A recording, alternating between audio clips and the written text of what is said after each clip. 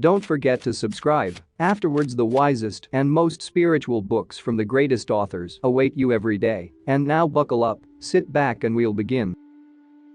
Helena Petrovna Blavatsky. The Secret Doctrine. Reasons for these addenda. Many of the doctrines contained in the foregoing 7 stanzas and commentaries, having been studied and critically examined by some Western theosophists, certain of the occult teachings have been found wanting from the ordinary standpoint of modern scientific knowledge.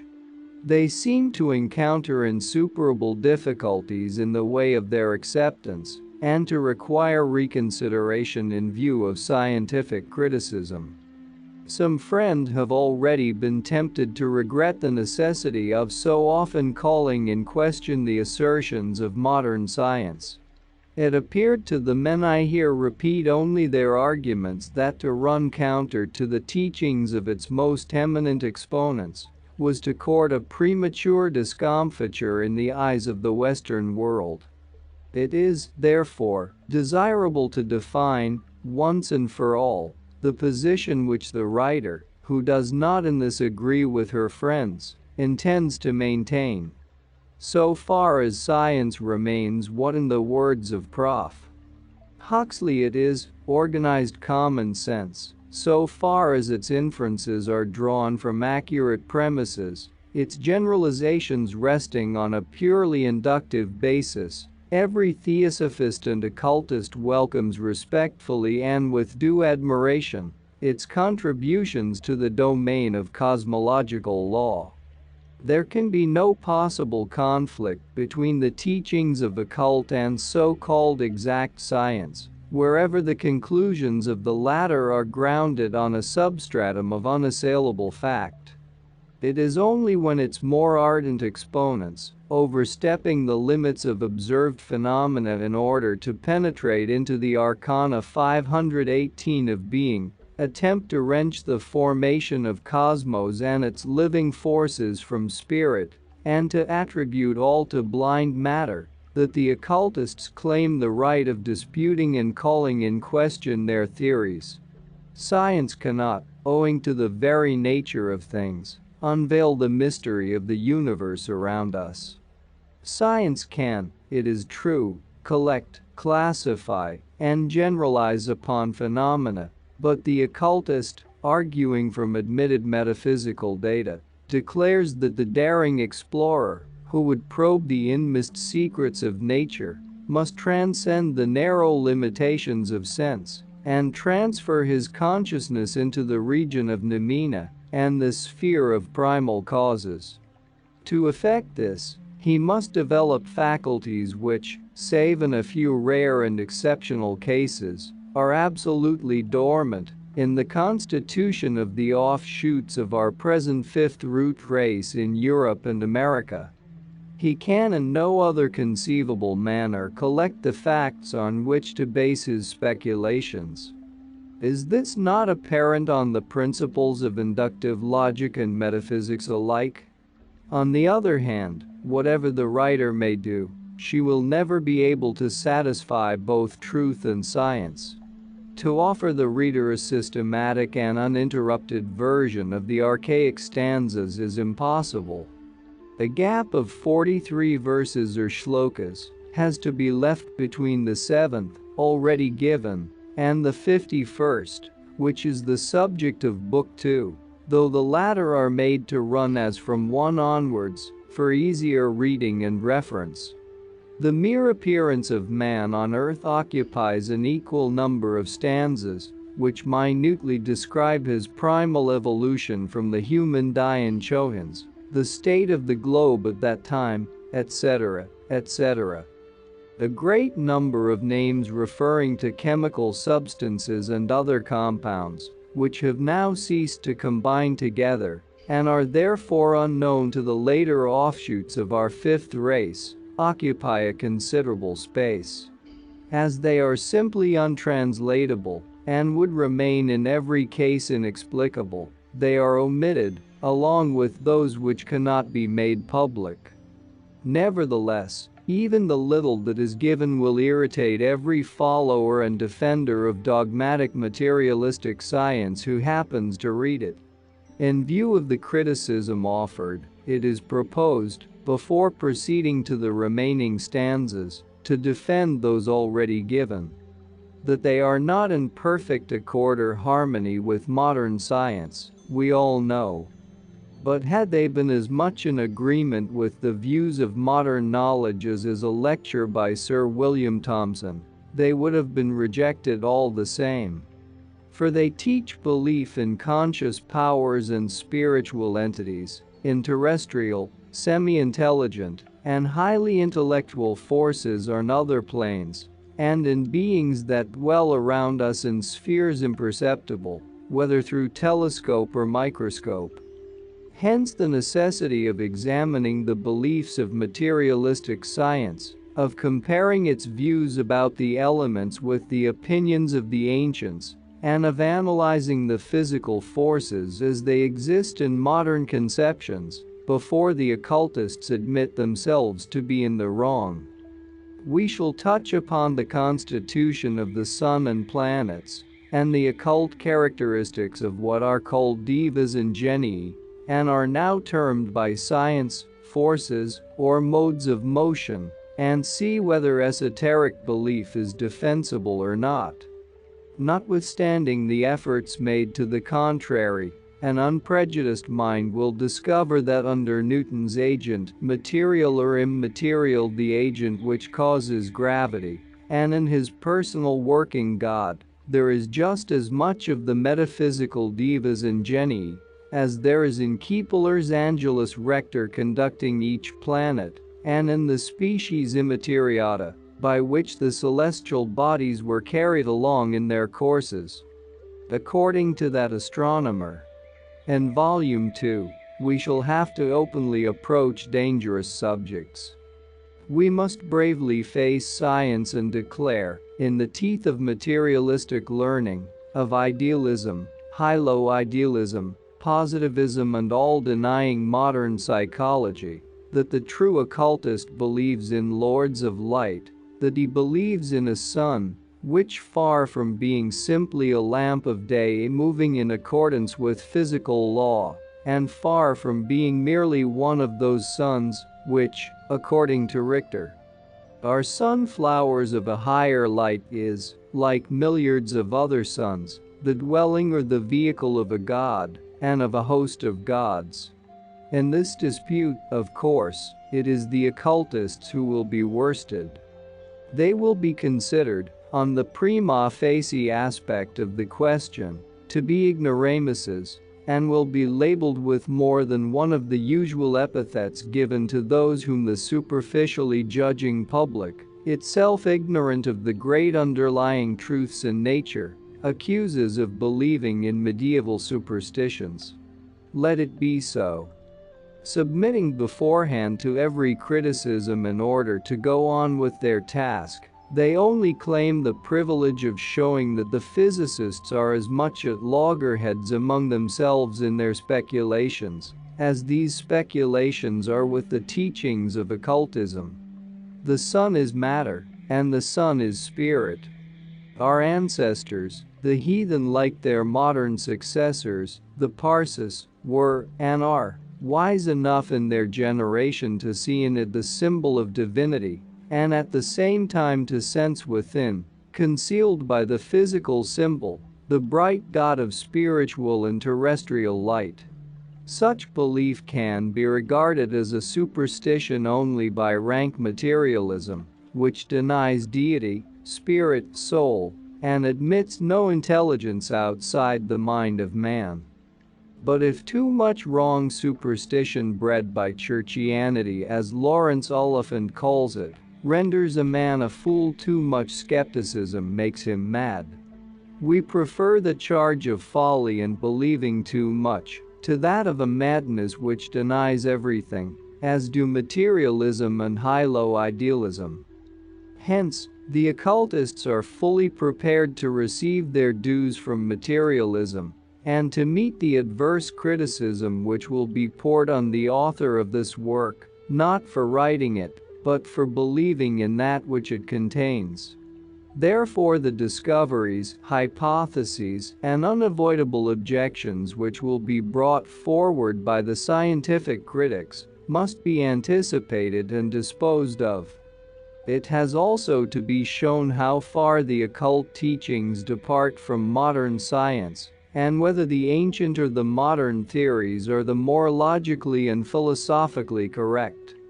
The unity and mutual relations of all parts of cosmos were known to the ancients before they became evident to modern astronomers and philosophers.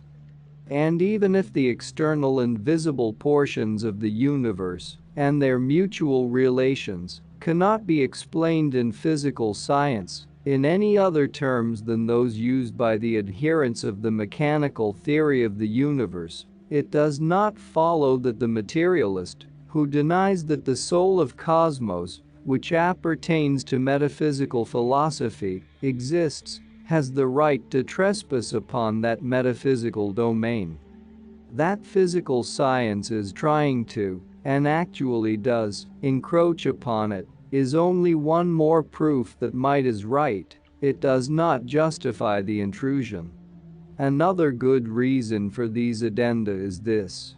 Since only a certain portion of the secret teachings can be given out in the present age, the doctrines would never be understood even by theosophists if they were published without any explanations or commentary. Therefore, they must be contrasted with the speculations of modern science.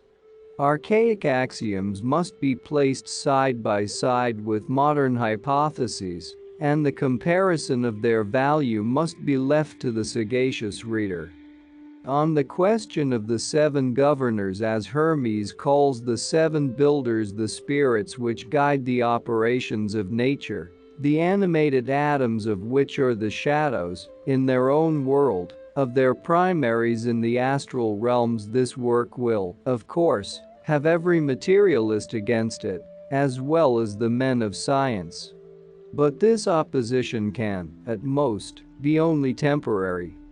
People have laughed at everything unusual and have scouted every unpopular idea at first and have then ended by accepting it. Materialism and skepticism are evils that must remain in the world so long as man has not quitted his present gross form to don the one he had during the first and second races of this round.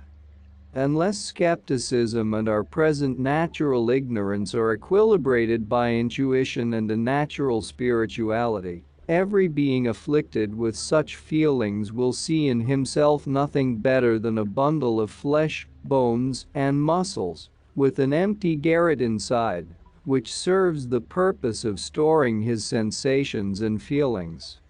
Sir Humphrey Davy was a great scientist, as deeply versed in physics as any theorist of our day, yet he loathed materialism.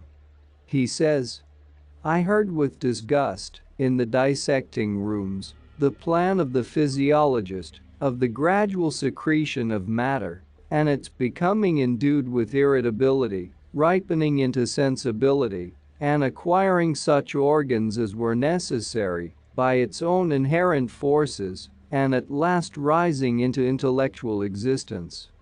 Nevertheless, physiologists are not those who should be most blamed for speaking of that only which they can see by, and estimate on the evidence of, their physical senses. Astronomers and physicists are, we consider, far more illogical in their materialistic views than are even physiologists, and this has to be proved. Milton's light ethereal, first of things, quintessence pure, has become with the materialists only prime cheerer, light, of all material beings, first and best.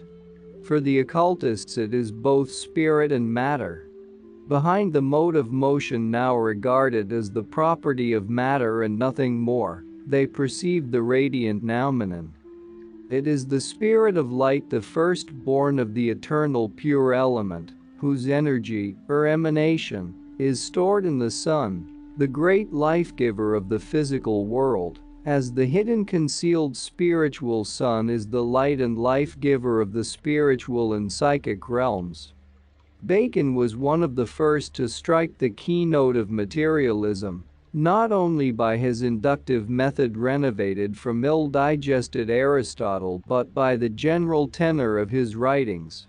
He inverts the order of mental evolution when saying, "The first creation of God was the light of the sense, the last was the light of the reason, and his Sabbath work ever since is the illumination of the Spirit." It is just the reverse. The light of spirit is the eternal Sabbath of the mystic or occultist, and he pays little attention to that of mere sense. That which is meant by the allegorical sentence, fiat lux is, when esoterically rendered, let there be the sons of light or the noumena of all phenomena. Thus the Roman Catholics rightly interpret the passage as referring to angels, but wrongly as meaning powers created by an anthropomorphic God, whom they personify in the ever-thundering and punishing Jehovah. These beings are the sons of light because they emanate from, and are self-generated in, that infinite ocean of light, whose one pole is pure spirit lost in the absoluteness of non-being, and the other pole, the matter in which it condenses, crystallizing into a more and more gross type as it descends into manifestation. Therefore matter, though it is, in one sense, but the elusive dregs of that light whose rays are the creative forces, yet has in it the full presence of the soul thereof, of that principle, which none not even the sons of light evolved from its absolute darkness will ever know.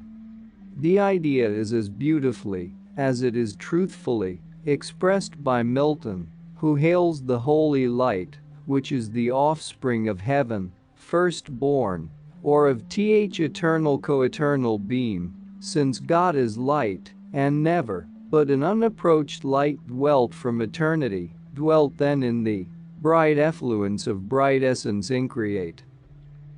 Modern physicists are playing at blind man's buff. And now occultism puts to science the question: is light a body, or is it not? Whatever the answer of the latter, the former is prepared to show that, to this day, the most eminent physicists have no real knowledge on the subject. To know what light is, and whether it is an actual substance or a mere undulation of the ethereal medium, science has first to learn what matter, atom, ether, force are in reality. Now, the truth is that it knows nothing of any of these, and admits its ignorance.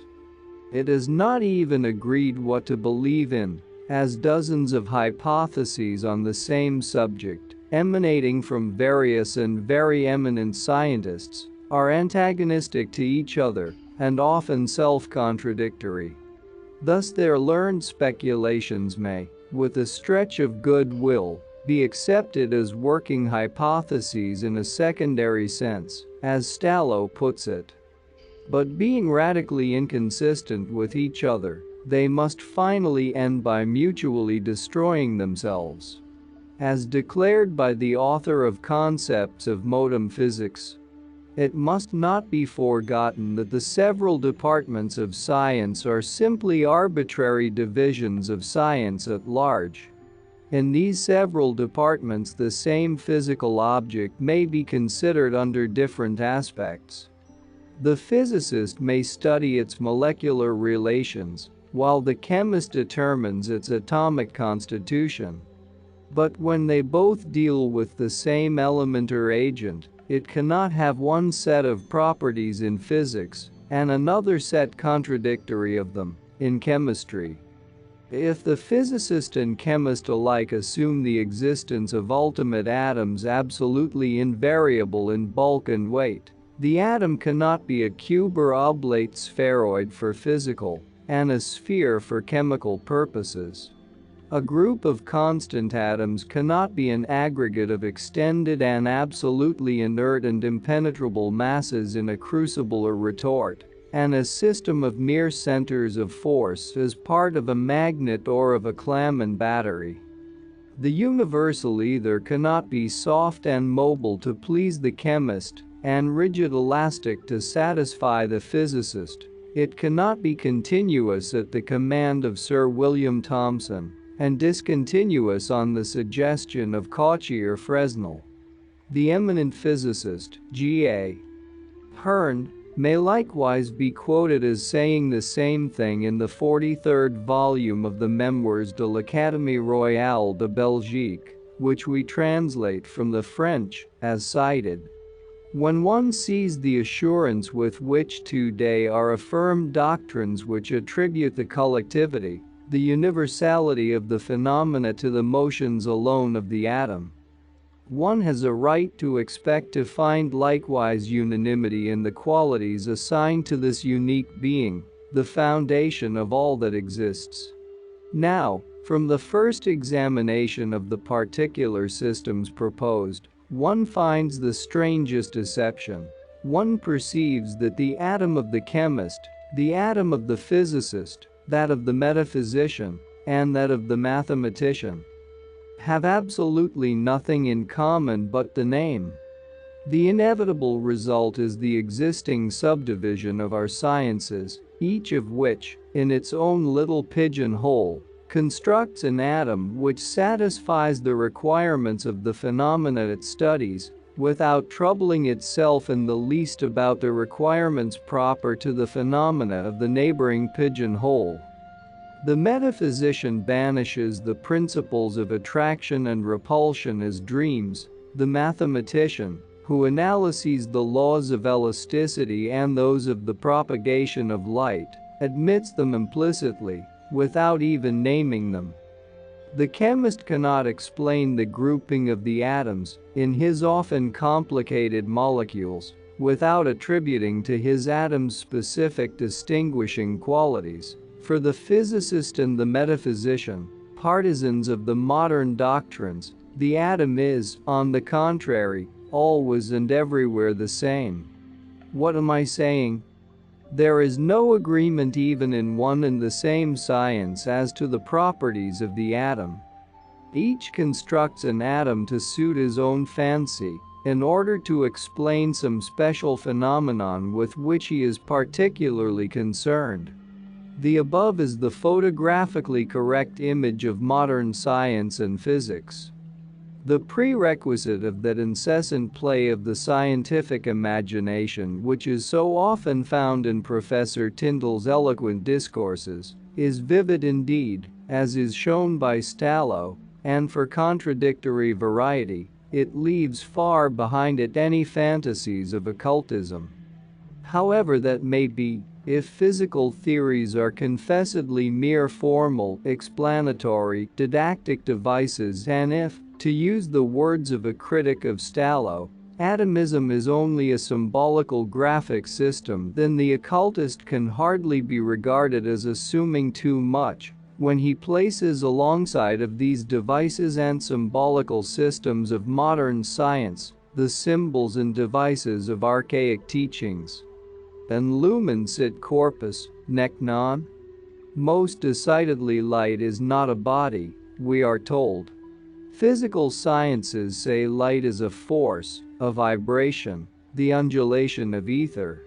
It is the property or quality of matter, or even an affection thereof, never a body. Just so. For this discovery, the knowledge, whatever it may be worth, that light or caloric is not a motion of material particles, science is chiefly, if not solely indebted, to Sir William Grove. It was he who in a lecture at the London Institution, in 1842, was the first to show that heat, light, may be considered as affections of matter itself, and not of a distinct ethereal, imponderable fluid, a state of matter, now permeating it. Yet, perhaps, for some physicists as for Ørsted, a very eminent scientist, force and forces were tacitly spirit and hence spirits in nature. What several rather mystical scientists taught was that light, heat, magnetism, electricity and gravity, etc., were not the final causes of the visible phenomena, including planetary motion, but were themselves the secondary effects of other causes, for which science in our day cares very little, but in which occultism believes, for the occultists have exhibited proofs of the validity of their claims in every age. And in what age were there no occultists and no adepts?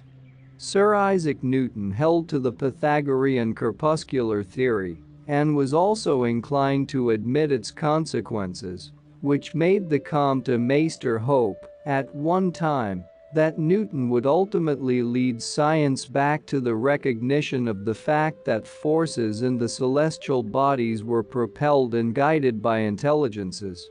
But de Master counted without his host. The innermost thoughts and ideas of Newton were perverted, and of his great mathematical learning only the mere physical husk was turned to account.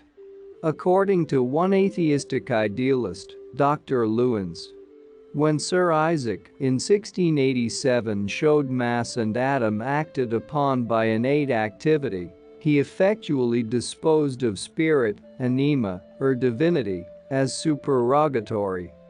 Had poor Sir Isaac foreseen to what use his successors and followers would apply his gravity, that pious and religious man would surely have quietly eaten his apple and never have breathed a word about any mechanical ideas connected with its fall. Great contempt is shown by scientists for metaphysics generally and for ontological metaphysics especially. But whenever the occultists are bold enough to raise their diminished heads, we see that materialistic physical science is honeycombed with metaphysics, that its most fundamental principles, while inseparably wedded to transcendentalism, are nevertheless, in order to show modern science divorced from such dreams, tortured and often ignored in the maze of contradictory theories and hypotheses. A very good corroboration of this charge lies in the fact that science finds itself absolutely compelled to accept the hypothetical ether and to try to explain it on the materialistic grounds of atomo-mechanical laws. This attempt has led directly to the most fatal discrepancies and radical inconsistencies between the assumed nature of ether and its physical behavior. A second proof is found in the many contradictory statements made about the atom, the most metaphysical object in creation. Now, what does the modern science of physics know of ether, the first concept of which belongs undeniably to ancient philosophers, the Greeks having borrowed it from the Aryans, and the origin of modern ether being found in, and disfigured from, Akasha? This disfigurement is claimed as a modification and refinement of the idea of Lucretius. Let us then examine the modern concept from several scientific volumes containing the admissions of the physicists themselves. As Stallo shows, the existence of ether is accepted in physical astronomy, in ordinary physics, and in chemistry. By the astronomers, this ether was originally regarded as a fluid of extreme tenuity and mobility, offering no sensible resistance to the motions of celestial bodies, and the question of its continuity or discontinuity was not seriously mooted. Its main function in modern astronomy has been to serve as a basis for hydrodynamical theories of gravitation. In physics, this fluid appeared for some time in several roles in connection with the imponderables so cruelly put to death by Sir William Grove, some physicists going so far as to identify it with one or more of them. Stallo then points out the change caused by the kinetic theories, that from the date of the dynamical theory of heat, ether was chosen in optics as a substratum for luminous undulations. Next, in order to explain the dispersion and polarization of light, physicists had to resort once more to their scientific imagination and forthwith endowed the ether with A. atomic or molecular structure, and B. with an enormous elasticity, so that its resistance to deformation far exceeded that of the most rigid elastic bodies. This necessitated the theory of the essential discontinuity of matter, hence of ether. After having accepted this discontinuity, in order to account for dispersion and polarization, theoretical impossibilities were discovered with regard to such dispersion. Cauchy's scientific imagination saw in atoms material points without extension, and he proposed, in order to obviate the most formidable obstacles to the undulatory theory, namely, some well-known mechanical theorems which stood in the way, to assume that the ethereal medium of propagation, instead of being continuous, should consist of particles separated by sensible distances. Fresnel rendered the same service to the phenomena of polarization. Hunt upset the theories of both. There are now men of science who proclaim them materially fallacious, while others, the atomo-mechanicalists, cling to them with desperate tenacity. The supposition of an atomic or molecular constitution of ether is upset, moreover, by thermodynamics, for Clerk Maxwell showed that such a medium would be simply gas. The hypothesis of finite intervals is thus proven of no avail as a supplement to the undulatory theory. Besides, eclipses fail to reveal any such variation of color as is supposed by Cauchy, on the assumption that the chromatic rays are propagated with different velocities. Astronomy has pointed out more than one phenomenon absolutely at variance with this doctrine. Thus, while in one department of physics, the atomo-molecular constitution of the ether is accepted in order to account for one special set of phenomena, in another department such a constitution is found to be quite subversive of a number of well-ascertained facts, and Herne's charges are thus justified. Chemistry deemed it impossible to concede the enormous elasticity of the ether without depriving it of those properties upon which its serviceableness in the construction of chemical theories mainly depended. This ended in a final transformation of ether. The exigencies of the atomo-mechanical theory have led distinguished mathematicians and physicists to attempt a substitution for the traditional atoms of matter, of peculiar forms of vortical motion in a universal, homogeneous, incompressible, and continuous material medium ether. The present writer, claiming no great scientific education, but only a tolerable acquaintance with modern theories, and a better one with occult sciences, picks up weapons against the detractors of the esoteric teaching in the very arsenal of modern science. The glaring contradictions, the mutually destructive hypotheses of world-renowned scientists, their disputes, their accusations and denunciations of each other, show plainly that, whether accepted or not, the occult theories have as much right to a hearing as any of the so-called learned and academical hypotheses. Thus, whether the followers of the Royal Society choose to accept ether as a continuous or as a discontinuous fluid matters little, and is indifferent for the present purpose. It simply points to one certainty. Official science knows nothing to this day of the constitution of ether. Let science call it matter, if it likes, only neither as Akasha, nor as the one sacred ether of the Greeks, is it to be found in any of the states of matter known to modern physics. It is matter on quite another plane of perception and being, and it can neither be analyzed by scientific apparatus, nor appreciated or even conceived by the scientific imagination, unless the possessors thereof study the occult sciences. That which follows proves this statement. It is clearly demonstrated by Stallo as regards the crucial problems of modern physics, as was done by de Quatrefages and several others in those of anthropology, biology, etc., that, in their efforts to support their individual hypotheses and systems, most of the eminent and learned materialists very often utter the greatest fallacies. Let us take the following case. Most of them reject action and distance, one of the fundamental principles in the question of either Akasha and occultism, while, as Stallo justly observes, there is no physical action which, on close examination, does not resolve itself into action and distance, and he proves it.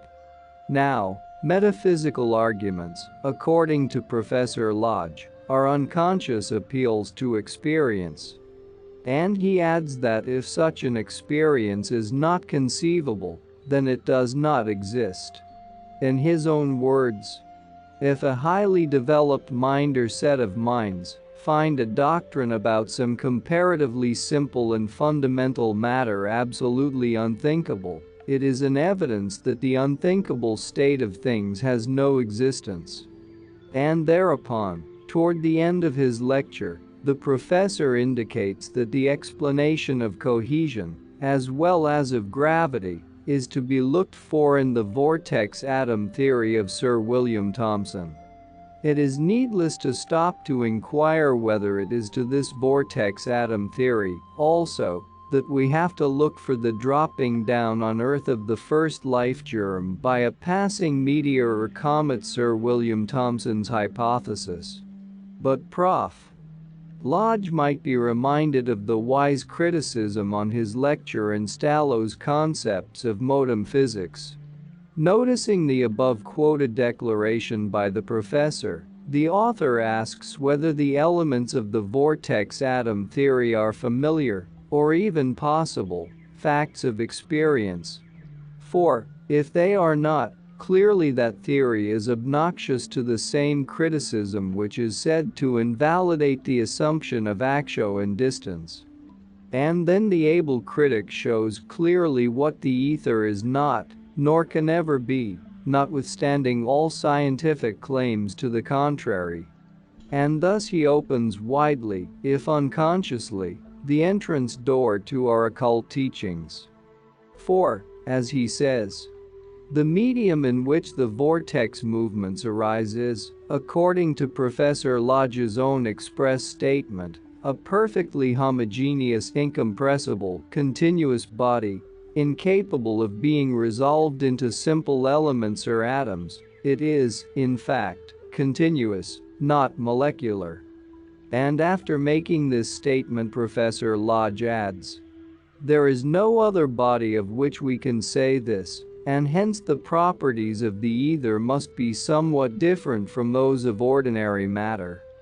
It appears, then, that the whole vortex atom theory, which is offered to us as a substitute for the metaphysical theory of action and distance, rests upon the hypothesis of the existence of a material medium which is utterly unknown to experience, and which has properties somewhat different from those of ordinary matter. Hence this theory, instead of being, as is claimed, a reduction of an unfamiliar fact of experience to a familiar fact, is, on the contrary, a reduction of a fact which is perfectly familiar to a fact which is not only unfamiliar, but wholly unknown, unobserved and unobservable. Furthermore, the alleged vortical motion of, or rather in, the assumed ethereal medium is impossible, because motion in a perfectly homogeneous, incompressible, and therefore continuous fluid, is not sensible motion.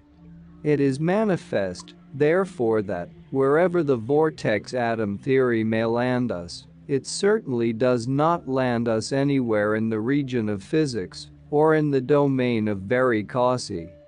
And I may add that, inasmuch as the hypothetical undifferentiated and undifferentiable medium is clearly an involuntary reification of the old ontological concept pure being, the theory under discussion, has all the attributes of an inapprehensible metaphysical phantom. A phantom indeed, which can be made apprehensible only by occultism. From such scientific metaphysics to occultism there is hardly one step. Those physicists who hold the view that the atomic constitution of matter is consistent with its penetrability need not go far out of their way to be able to account for the greatest phenomena of occultism, now so derided by physical scientists and materialists.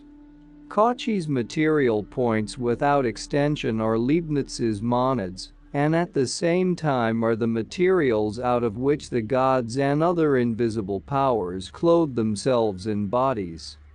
The disintegration and reintegration of material particles without extension, as a chief factor in phenomenal manifestations, ought to suggest themselves very easily as a clear possibility, at any rate to those few scientific minds which accept M. Cauchy's views. 4. Disposing of that property of matter which they call impenetrability, by simply regarding the atoms as material points exerting on each other attractions and repulsions which vary with the distances that separate them, the French theorist explains that. From this it follows that, if it pleased the author of nature simply to modify the laws according to which the atoms attract or repel each other, we might instantly see the hardest bodies penetrating each other, the smallest particles of matter occupying immense spaces, or the largest masses reducing themselves to the smallest volumes, the entire universe concentrating itself, as it were, in a single point.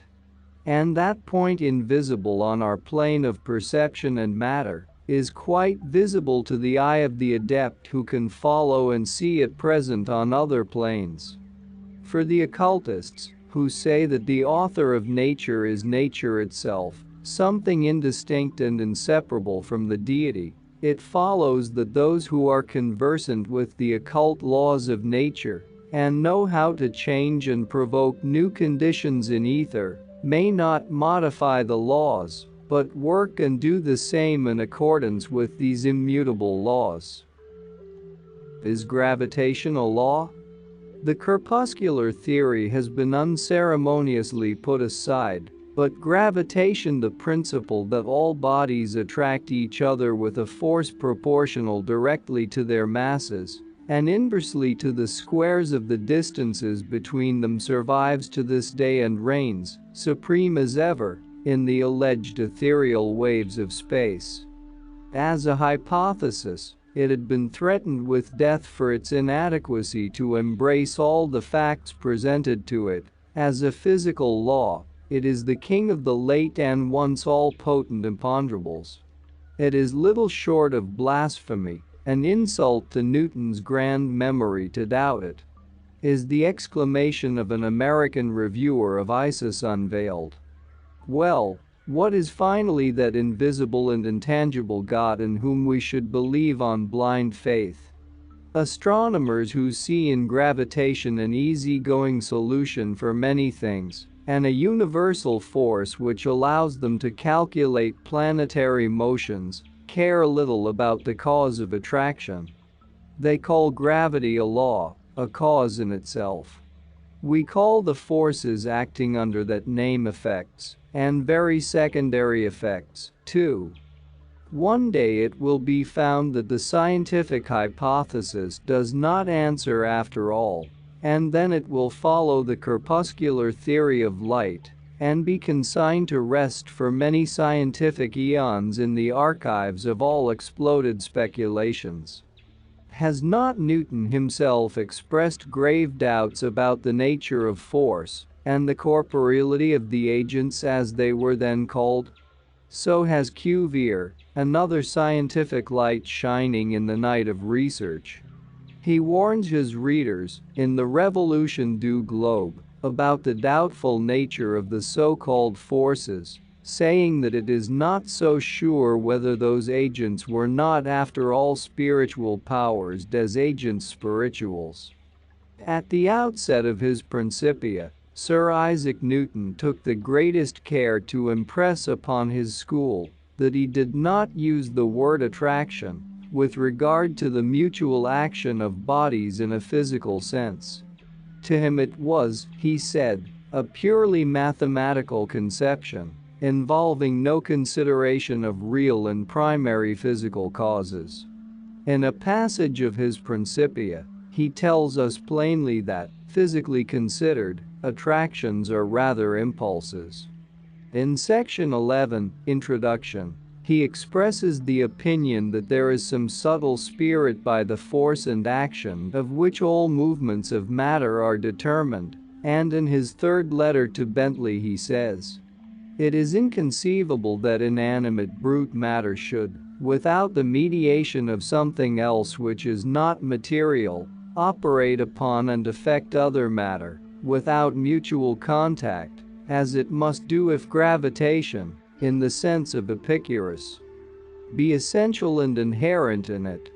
That gravity should be innate, inherent and essential to matter, so that one body may act upon another at a distance, through a vacuum, without the mediation of anything else by, and through which their action may be conveyed from one to another, is to me so great an absurdity that I believe no man, who has in philosophical matters a competent faculty of thinking, can ever fall into it.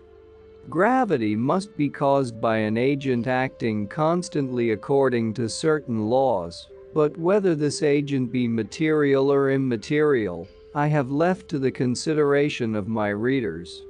At this, even Newton's contemporaries got frightened at the apparent return of occult causes into the domain of physics. Leibniz called his principle of attraction an incorporeal and inexplicable power. The supposition of an attractive faculty and a perfect void was characterized by Bernoulli as revolting the principle of actio and distance, finding then no more favor than it does now. Euler, on the other hand, thought the action of gravity was due to either a spirit or some subtle medium. And yet Newton knew of, if he did not accept, the ether of the ancients. He regarded the intermediate space between the sidereal bodies as vacuum. Therefore he believed in subtle spirit and spirits as we do, guiding the so-called attraction. The above quoted words of the great man have produced poor results. The absurdity has now become a dogma in the case of pure materialism, which repeats, "No matter without force, no force without matter, matter and force are inseparable, eternal and indestructible true, there can be no independent force, since all force is an inherent and necessary property of matter false, consequently, there is no immaterial creative power." Oh, poor Sir Isaac!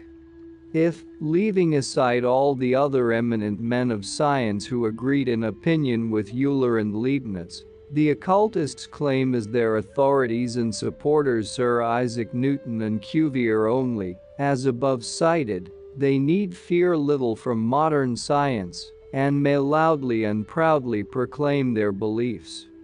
But the hesitation and doubts of the above cited authorities, and of many others, too, whom we could name, did not in the least prevent scientific speculation from wool gathering in the fields of brute matter just as before. First it was matter and an imponderable fluid distinct from it, then came the imponderable fluid so much criticized by Grove, then ether, which was at first discontinuous and then became continuous, after which came the mechanical forces. These have now settled in life as modes of motion, and the ether has become more mysterious and problematical than ever. More than one man of science objects to such crude materialistic views. But then, from the days of Plato, who repeatedly asks his readers not to confuse incorporeal elements with their principles, the transcendental or spiritual elements, from those of the great alchemists, who, like Paracelsus, made a great difference between a phenomenon and its cause, or the noumenon, to Grove, who, though he sees no reason to divest universally diffused matter of the functions common to all matter, yet uses the term forces, where his critics, who do not attach to the word any idea of a specific action, say force. From those days to this, nothing has proved competent to stem the tide of brutal materialism.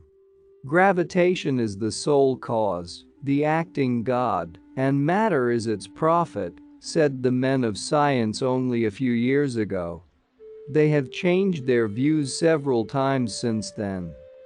But do the men of science understand the innermost thought of Newton, one of the most spiritual-minded and religious men of his day, any better now than they did then? It is certainly to be doubted. Newton is credited with having given the death blow to the elemental vortices of Descartes, the idea of Anaxagoras, resurrected. By the by, though, the last modern vortical atoms of Sir William Thomson do not, in truth, differ much from the former.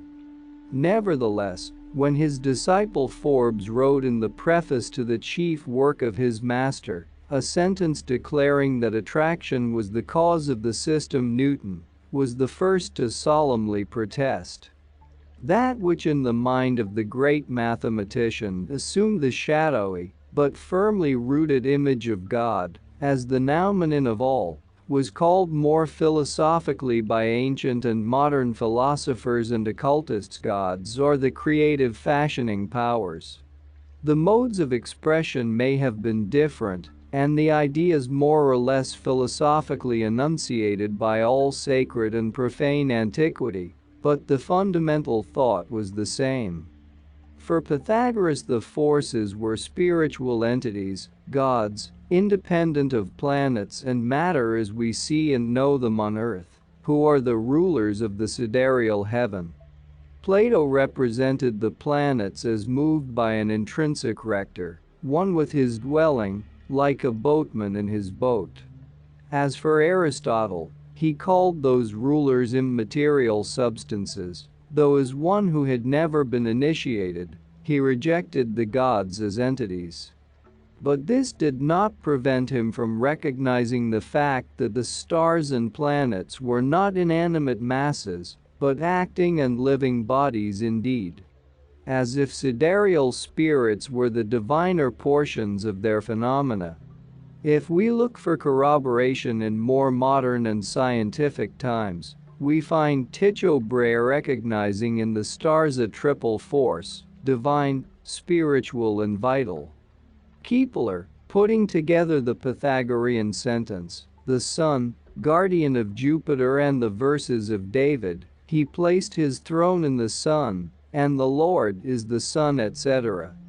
Said that he understood perfectly how the Pythagoreans could believe that all the globes disseminated through space were rational intelligences, facultates ratiocinativi, circulating round the sun, in which resides a pure spirit of fire, the source of the general harmony. When an occultist speaks of Fohit, the energizing and guiding intelligence in the universal electric or vital fluid, he is laughed at. Withal, as now shown, the nature neither of electricity, nor of life, nor even of light, is to this day understood. The occultist sees in the manifestation of every force in nature, the action of the quality, or the special characteristic of its noumenon, which noumenon is a distinct and intelligent individuality on the other side of the manifested mechanical universe. Now the occultist does not deny, on the contrary, he will support the view that light, heat, electricity, and so on are affections, not properties or qualities, of matter. To put it more clearly, matter is the condition, the necessary basis or vehicle, a sine qua non, for the manifestation of these forces, or agents, on this plane. But in order to gain the point, the occultists have to examine the credentials of the law of gravity, first of all, of gravitation, the king and ruler of matter under every form. To do so effectually, the hypothesis, in its earliest appearance, has to be recalled to mind. To begin with, is it Newton who was the first to discover it? The Athenaeum of January 26, 1867, has some curious information upon the subject. It says, positive evidence can be adduced that Newton derived all his knowledge of gravitation and its laws from Bohm, with whom gravitation or attraction is the first property of nature. For with him, his Bohm system shows us the inside of things, while modern physical science is content with looking at the outside. Then again, the science of electricity, which was not yet in existence when Bohm wrote, is there anticipated in his writings, and not only does Bohm describe all the now known phenomena of that force, but he even gives us the origin, generation, and birth of electricity itself. Thus Newton, whose profound mind easily read between the lines and fathomed the spiritual thought of the great seer in its mystic rendering, owes his great discovery to Jacob Bohm, the nursling of the genii, Nirmanakayas who watched over and guided him, of whom the author of the article in question so truly remarks, every new scientific discovery goes to prove his profound and intuitive insight into the most secret workings of nature. And having discovered gravity, Newton, in order to render possible the action of attraction in space, had, so to speak, to annihilate every physical obstacle capable of impeding its free action, ether among others, though he had more than a presentiment of its existence. Advocating the corpuscular theory, he made an absolute vacuum between the heavenly bodies. Whatever may have been his suspicions and inner convictions about ether, however many friends he may have unbosomed himself to, as in the case of his correspondence with Bentley, his teachings never showed that he had any such belief. If he was persuaded that the power of attraction could not be exerted by matter across a vacuum, how is it that so late as 1860, French astronomers, Le Couturier, for instance, combated the disastrous results of the theory of vacuum established by the great man? Le Couturier says, il n'est plus possible aujourd'hui de soutenir comme Newton que les corps célestes se mouvent au milieu du vide immense des espaces. Parmi les conséquences de la théorie du vide établie par Newton, il ne reste plus débat que la mode attraction. Nous voyons venir le jour où la mode attraction disparaîtra du vocabulaire scientifique. Professor Winchell writes, these passages letter to Bentley show what were his views respecting the nature of the interplanetary medium of communication. Though declaring that the heavens are void of sensible matter, he elsewhere accepted perhaps some very thin vapors, steams, and effluvia, arising from the atmospheres of the Earth, planets, and comets, and from such an exceedingly rare ethereal medium, as we have elsewhere described. This only shows that even such great men as Newton have not always the courage of their opinions. Dr. Hunt called attention to some long neglected passages in Newton's works, from which it appears that a belief in such universal intercosmical medium gradually took root in his mind. But such attention was never called to the said passages before November 28, 1881, when Dr. Hunt read his Celestial Chemistry from the time of Newton. As Le Couturier says, till then the idea was universal, even among the men of science, that Newton had, while advocating the corpuscular theory, preached a void. The passages had been long neglected, no doubt because they contradicted and clashed with the preconceived pet theories of the day, till finally the undulatory theory imperiously required the presence of an ethereal medium to explain it. This is the whole secret. Anyhow, it is from this theory of Newton of a universal void, taught, if not believed in by himself, that dates the immense scorn now shown by modern physics for ancient. The old sages had maintained that nature abhorred a vacuum, and the greatest mathematicians of the world read of the Western races had discovered the antiquated fallacy and exposed it. And now modern science, however ungracefully, vindicates archaic knowledge, and has, moreover, to vindicate Newton's character and powers of observation at this late hour, after having neglected, for 1.5 centuries, to pay any attention to such very important passages perchance, because it was wiser not to attract any notice to them. Better late than never. And now Father Ether is re-welcomed with open arms and wedded to gravitation, linked to it for weal or woe, until the day when it, or both, shall be replaced by something else. 300 years ago it was plenum everywhere, then it became one dismal vacuity, later still the sidereal ocean beds, dried up by science, rolled onward once more their ethereal waves. Recedat procedas must become the motto of exact science, exact chiefly, in finding itself inexact every leap year. But we will not quarrel with the great men. They had to go back to the earliest gods of Pythagoras and Old Kannada for the very backbone and marrow of their correlations and newest discoveries, and this may well afford good hope to the occultists for their minor gods. For we believe in Le Couturier's prophecy about gravitation. We know the day is approaching when an absolute reform will be demanded in the present modes of science by the scientists themselves, as was done by Sir William Grove. Till that day there is nothing to be done. For if gravitation were dethroned tomorrow, the scientists would discover some other new mode of mechanical motion the day after. Rough and uphill is the path of true science, and its days are full of vexation of spirit. But in the face of its 1,000 contradictory hypotheses offered as explanations of physical phenomena, there has been no better hypothesis than motion, however paradoxically interpreted by materialism. As may be found in the first pages of this volume, occultists have nothing to say against motion, the great breath of Mr. Herbert Spencer's unknowable.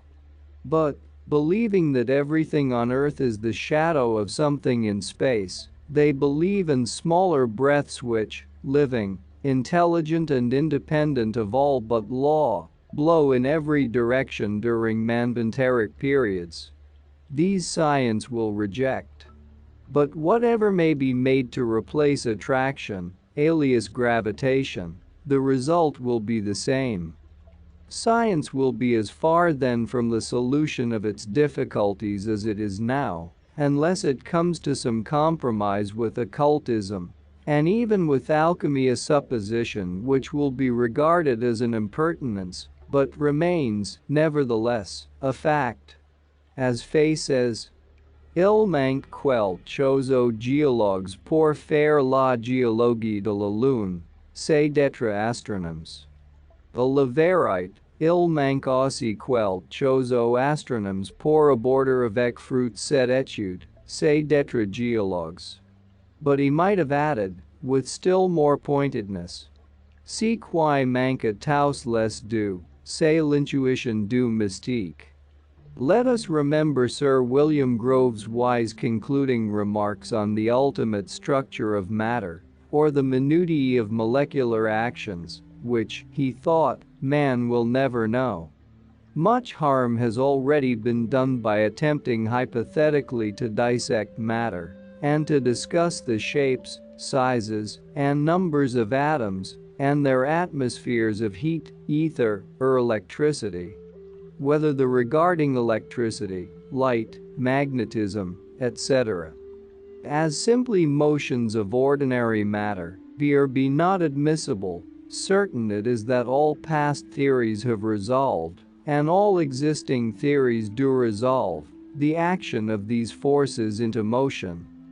Whether it be that, on account of our familiarity with motion, we refer other affections to it, as to a language which is most easily construed, and most capable of explaining them, or whether it be that it is in reality the only mode in which our minds, as contradistinguished from our senses, are able to conceive material agencies. Certain it is that since the period at which the mystic notions of spiritual or preternatural powers were applied to account for physical phenomena, all hypotheses framed to explain them have resolved them into motion. And then the learned gentleman states a purely occult tenet. The term perpetual motion, which I have not infrequently used in these pages, is itself equivocal.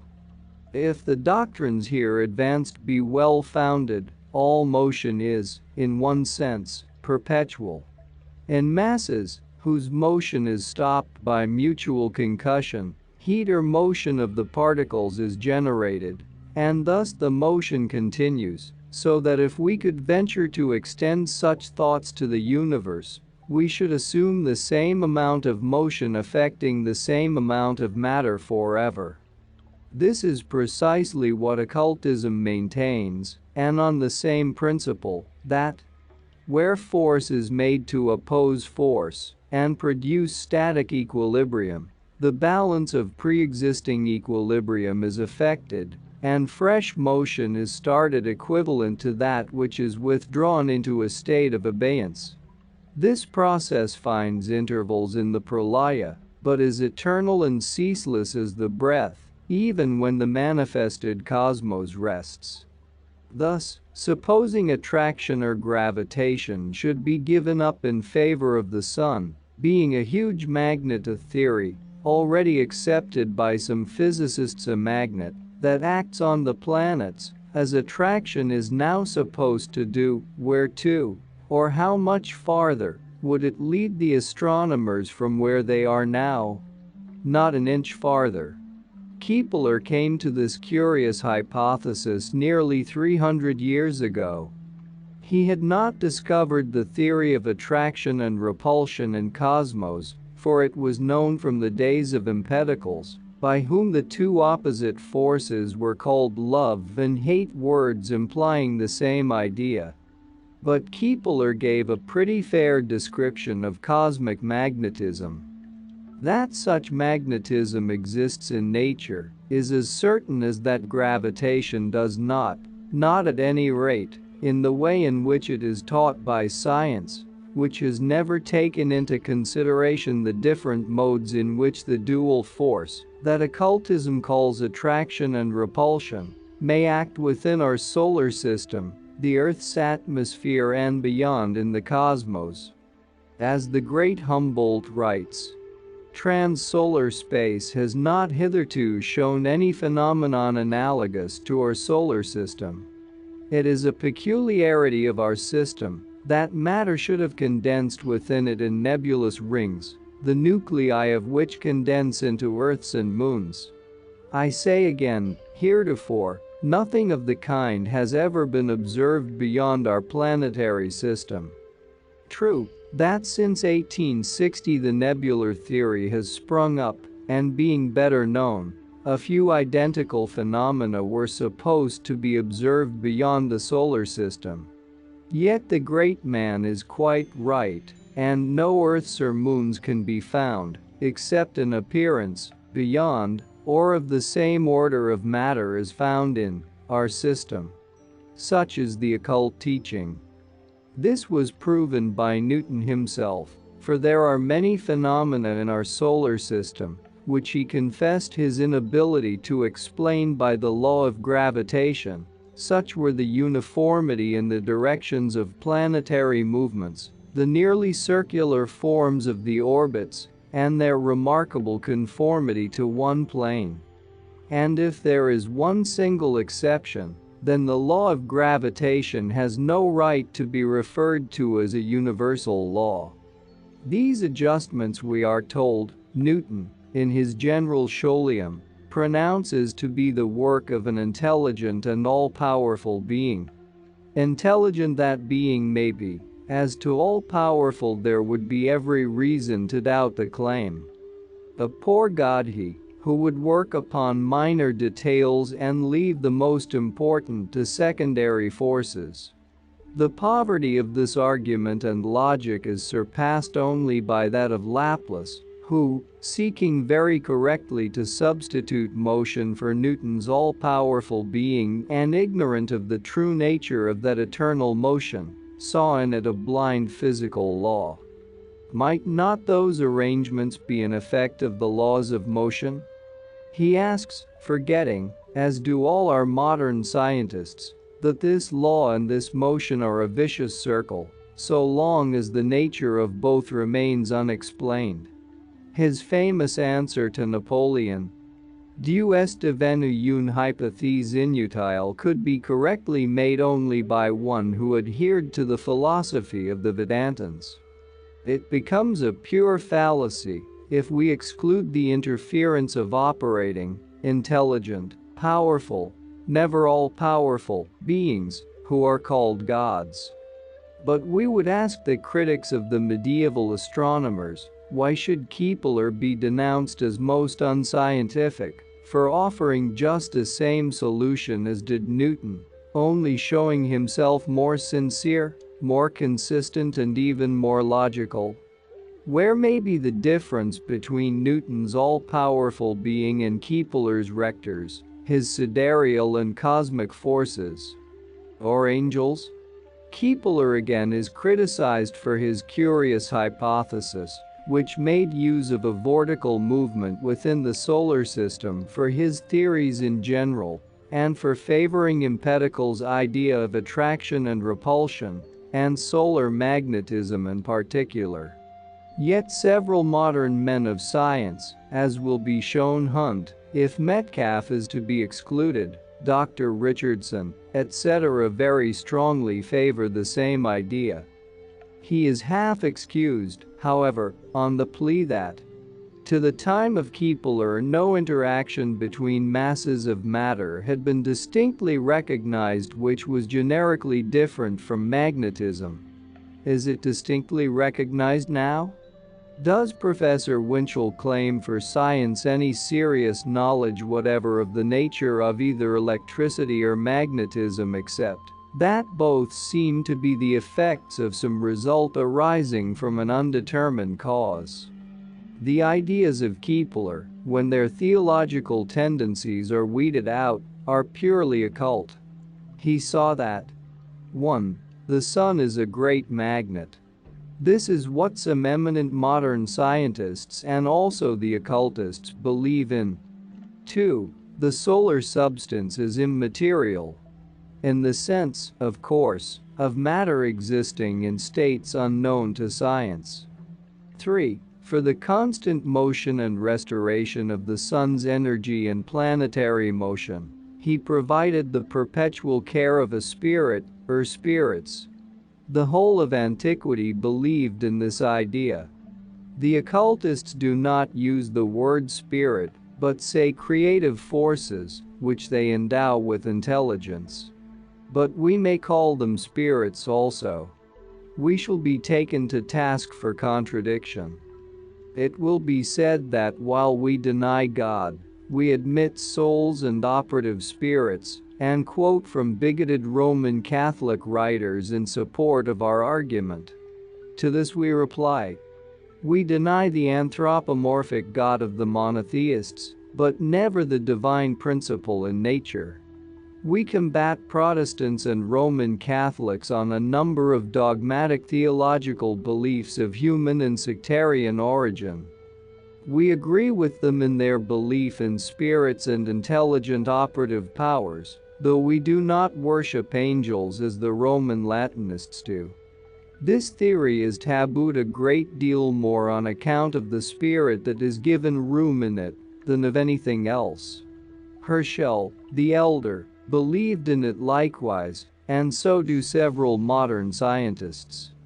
Nevertheless, Professor Winchell declares that a hypothesis more fanciful and less in accord with the requirements of physical principles has not been offered in ancient or modern times. The same was said, once upon a time, of the universal ether, and now it is not only accepted perforce, but is advocated as the only possible theory to explain certain mysteries. Grove's ideas, when he first enunciated them in London about 1840, were denounced as unscientific. Nevertheless, his views on the correlation of forces are now universally accepted.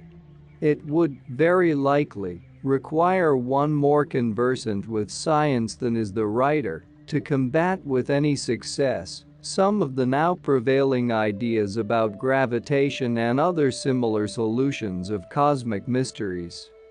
But let us recall a few objections that came from recognized men of science, from astronomers and physicists of eminence, who rejected the theory of rotation as well as that of gravitation. Thus one reads in the French encyclopedia that science agrees, in the face of all its representatives, that it is impossible to explain the physical origin of the rotatory motion of the solar system. If the question is asked, what causes rotation? We are answered, it is the centrifugal force. And this force, what is it that produces it? The force of rotation is the grave answer. It will be well, perhaps, to examine both these theories as being directly or indirectly connected. The theories of rotation in science. Considering that final cause is pronounced a chimera, and the first great cause is remanded to the sphere of the unknown, as a reverend gentleman justly complains, the number of hypotheses put forward, a nebula of them, is most remarkable. The profane student is perplexed and does not know in which of the theories of exact science he has to believe. We give below hypotheses enough for every taste and power of brain. They are all extracted from a number of scientific volumes. Current hypotheses explaining the origin of rotation. Rotation has originated a. by the collision of nebular masses wandering aimlessly in space, or by attraction, in cases where no actual impact takes place. B. by the tangential action of currents of nebulous matter, in the case of an amorphous nebula, descending from higher to lower levels, or simply by the action of the central gravity of the mass. It is a fundamental principle in physics that no rotation could be generated in such a mass by the action of its own parts. As well attempt to change the course of a steamer by pulling at the deck, railing remarks on this Prof. Winchell in World Life. Hypotheses of the origin of planets and comets. A. We owe the birth of the planets, 1. to an explosion of the Sun, a parturition of its central mass, or 2. to some kind of disruption of the nebular rings. B. The comets are strangers to the planetary system. The comets are undeniably generated in our solar system. C. The fixed stars are motionless, says one authority. All the stars are actually in motion, answers another authority. Undoubtedly every star is in motion. D. For over 350 million years, the slow and majestic movement of the Sun around its axis has never for a moment ceased. E. Metaller believes that our Sun has Alcyone in the Pleiades for the center of its orbit, and consumes 180 million of years in completing a single revolution. F. The Sun has existed no more than 15 million of years, and will emit heat for no longer than 10 million years more. A few years ago, this eminent scientist was telling the world that the time required for the Earth to cool from incipient incrustation to its present state could not exceed 80 million years. The encrusted age of the world is only 40 million, or half the duration once allowed, and the Sun's age is only 15 million. Have we to understand that the Earth was at one time independent of the Sun? Since the ages of the Sun, of the planets, and of the Earth, as they are stated in the various scientific hypotheses of the astronomers and physicists, are given elsewhere below. We have said enough to show the disagreement between the ministers of modern science. Whether we accept the 15 million years of Sir William Thomson or the 1,000 millions of Mr.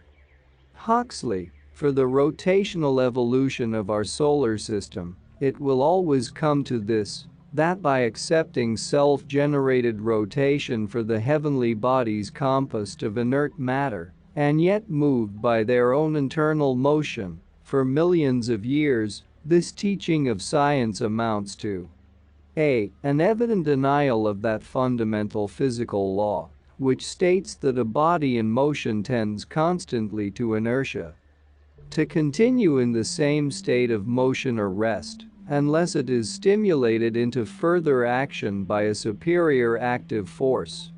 B. An original impulse, which culminates in an unalterable motion within a resisting ether that Newton had declared incompatible with that motion. C. Universal gravity, which, we are taught, always tends to a center in rectilinear descent alone, the cause of the revolution of the whole solar system, which is performing an eternal double gyration, each body around its axis and orbit. Another occasional version is D. A magnet in the Sun, or that the said revolution is due to a magnetic force, which acts, just as gravitation does, in a straight line, and varies inversely as the square of the distance. E. The whole acting under invariable and changeless laws, which are, nevertheless, often shown variable, as during some well-known freaks of planets and other bodies, as also when the comets approach or recede from the Sun. F. A motor force always proportionate to the mass it is acting upon, but independent of the specific nature of that mass, to which it is proportionate, which amounts to saying, as Le Couturier does, that without that force independent from, and of quite another nature than, the said mass, the latter, were it as huge as Saturn, or as tiny as Ceres, would always fall with the same rapidity. A mass, furthermore, which derives its weight from the body on which it weighs. Thus neither Laplace's perceptions of a solar atmospheric fluid, which would extend beyond the orbits of the planets, nor Le Couturier's electricity, nor Foucault's heat, nor this, nor the other, can ever help any of the numerous hypotheses about the origin and permanency of rotation to escape from this squirrel's wheel, any more than can the theory of gravity itself. This mystery is the Procrustean bed of physical science. If matter is passive, as we are now taught, the simplest movement cannot be said to be an essential property of matter, the latter being considered simply as an inert mass. How, then, can such a complicated movement, compound and multiple, harmonious and equilibrated, lasting in the eternities for millions and millions of years, be attributed simply to its own inherent force, unless the latter is an intelligence? A physical will is something new, a conception that the ancients would never have entertained, indeed. For over a century all distinction between body and force has been made away with. Force is but the property of a body in motion, say the physicists. Life the property of our animal organs is but the result of their molecular arrangement, answer the physiologists.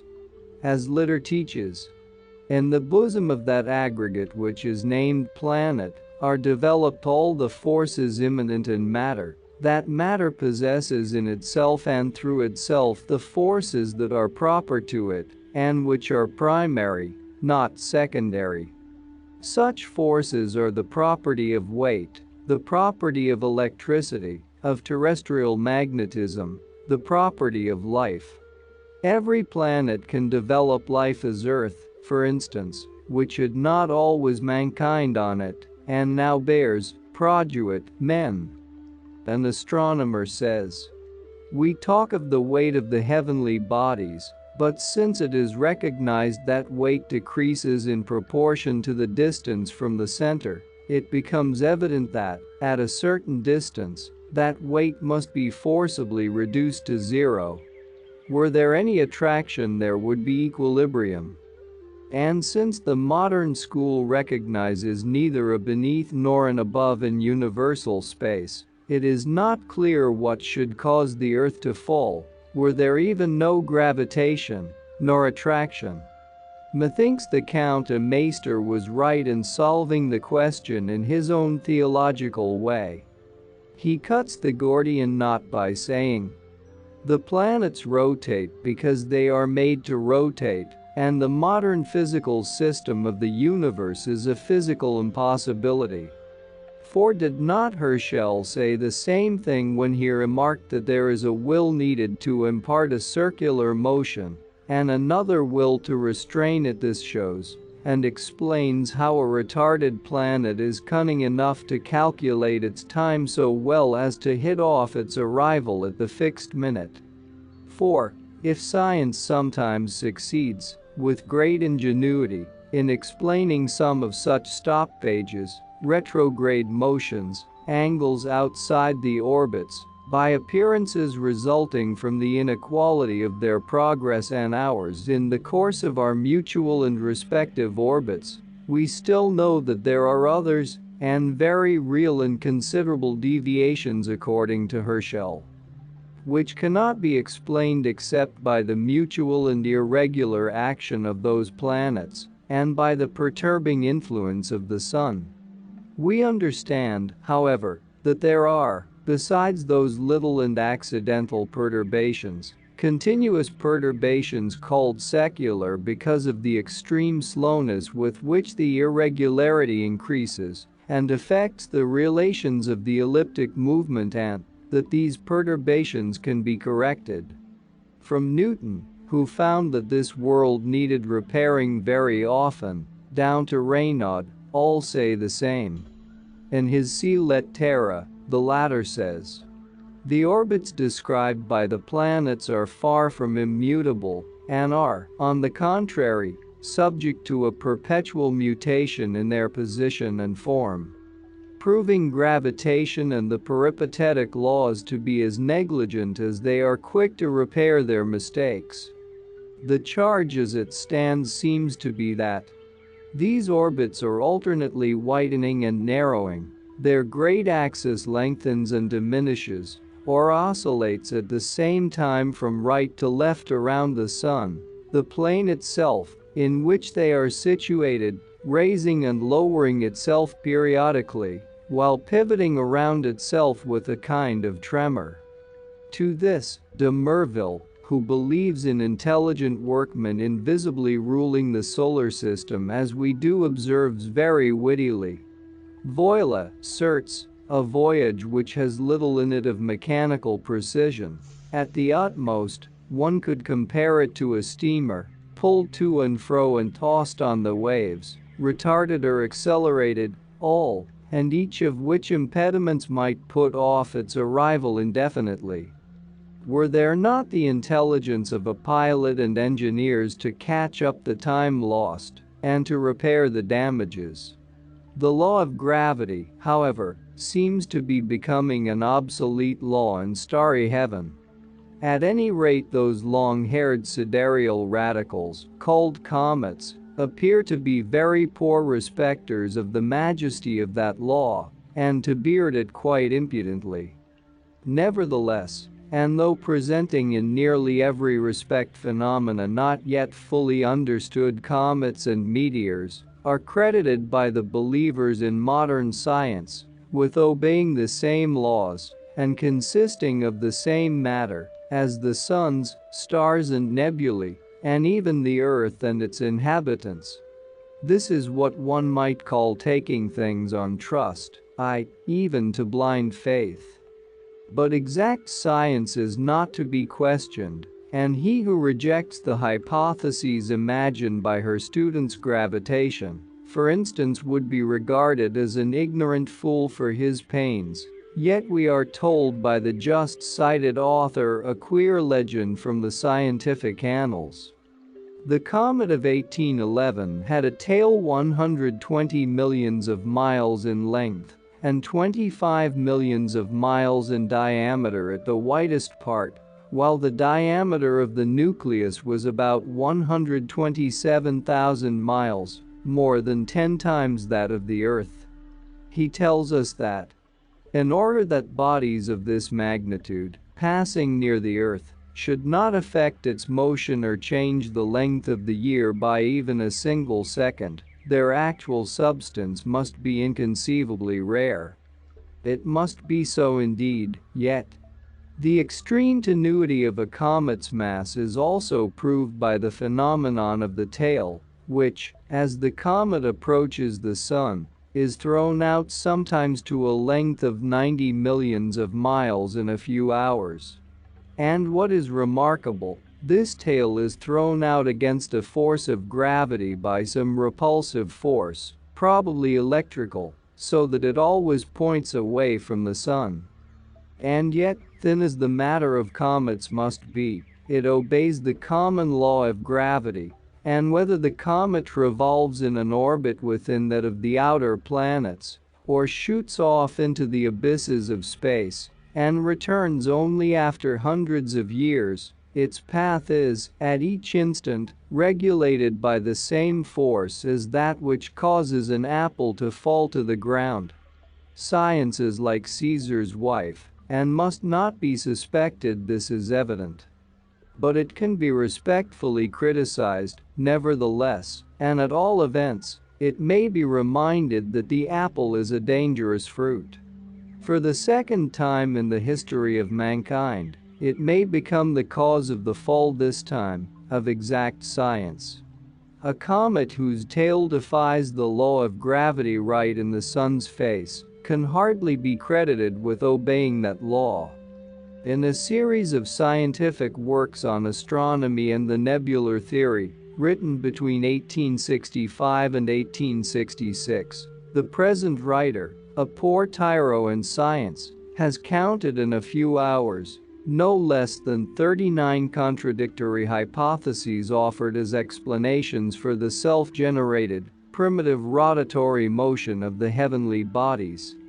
The writer is no astronomer, no mathematician, no scientist, but she was obliged to examine these errors in defense of occultism in general, and what is still more important, in order to support the occult teachings concerning astronomy and cosmology. Occultists were threatened with terrible penalties for questioning scientific truths. But now they feel braver. Science is less secure in its impregnable position than they were led to expect, and many of its strongholds are built on very shifting sands. Thus, even this poor and unscientific examination of it has been useful, and it has certainly been very instructive. We have learned a good many things, in fact, having especially studied with particular care those astronomical data that would be the most likely to clash with our heterodox and superstitious beliefs. Thus, for instance, we have found there, concerning gravitation, the axial and orbital motions, that synchronous movement having been once overcome, in the early stage, this was enough to originate a rotatory motion till the end of Manvantara. We have also come to know, in all the aforesaid combinations of possibilities with regard to incipient rotation, most complicated in every case, some of the causes to which it may have been due, as well as some others to which it ought and should have been due, but, in some way or other, was not. Among other things, we are informed that incipient rotation may be provoked with equal ease in a mass in igneous fusion, and in one that is characterized by glacial opacity. That gravitation is a law which nothing can overcome, but which is, nevertheless, overcome, in and out of season, by the most ordinary celestial or terrestrial bodies, the tails of impudent comets, for instance.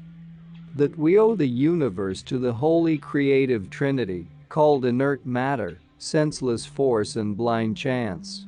Of the real essence and nature of any of these three, science knows nothing, but this is a trifling detail. Ergo, we are told that, when a mass of cosmic or nebular matter whose nature is entirely unknown, and which may be in a state of fusion, Laplace, or dark and cold, Thomson, for this intervention of heat is itself a pure hypothesis, Faye decides to exhibit its mechanical energy under the form of rotation. It acts in this wise. The mass, either bursts into spontaneous conflagration, or it remains inert, tenebrous, and frigid, both states being equally capable of sending it, without any adequate cause, spinning through space for millions of years. Its movements may be retrograde, or they may be direct, about 100 various reasons being offered for both motions, in about as many hypotheses. Anyhow, it joins the maze of stars, whose origin belongs to the same miraculous and spontaneous order. For the nebular theory does not profess to discover the origin of things, but only a stadium in material history. Those millions of suns, planets, and satellites, composed of inert matter, will whirl on in most impressive and majestic symmetry round the firmament, moved and guided only, notwithstanding their inertia, by their own internal motion. Shall we wonder, after this, if learned mystics, pious Roman Catholics, and even such learned astronomers as were Chaubert and Godefroy, have preferred the Kabbalah and the ancient systems to the modern dreary and contradictory exposition of the universe? The Zohar makes a distinction, at any rate, between the Hadjashur, the light forces, the Hatchasur reflected lights, and the simple phenomenal exteriority of their spiritual types. The question of gravity may now be dismissed, and other hypotheses examined. That physical science knows nothing of forces is clear. We may close the argument, however, by calling to our help one more man of science, Professor Joms, member of the Academy of Medicine at Montpellier. Says this learned man, speaking of forces, a cause is that which is essentially acting in the genealogy of phenomena, in every production as in every modification. I said that activity, or force, was invisible. To suppose it corporeal and residing in the properties of matter would be a gratuitous hypothesis. To reduce all the causes to God would amount to embarrassing oneself with a hypothesis hostile to many verities. But to speak of a plurality of forces proceeding from the deity and possessing inherent powers of their own is not unreasonable, and I am disposed to admit phenomena produced by intermediate agents called forces or secondary agents. The distinction of forces is the principle of the division of sciences, so many real and separate forces, so many mother sciences. No, forces are not suppositions and abstractions, but realities, and the only acting realities whose attributes can be determined with the help of direct observation and induction. And that's not all. Our experts and regular viewers respond to all comments. Also check if you forgot to subscribe and set your bell to receive notifications about new audiobooks and other useful self-development materials that we release regularly. Join in the discussions, don't forget to give likes and, if possible and inspired, support the development of the channel financially. All useful links will be in the description and the first attached comment. Goodness, love and wisdom to all. And now move on to watch the next part of the video at the links below, or choose something from the playlists of the channel and those you see on the screen.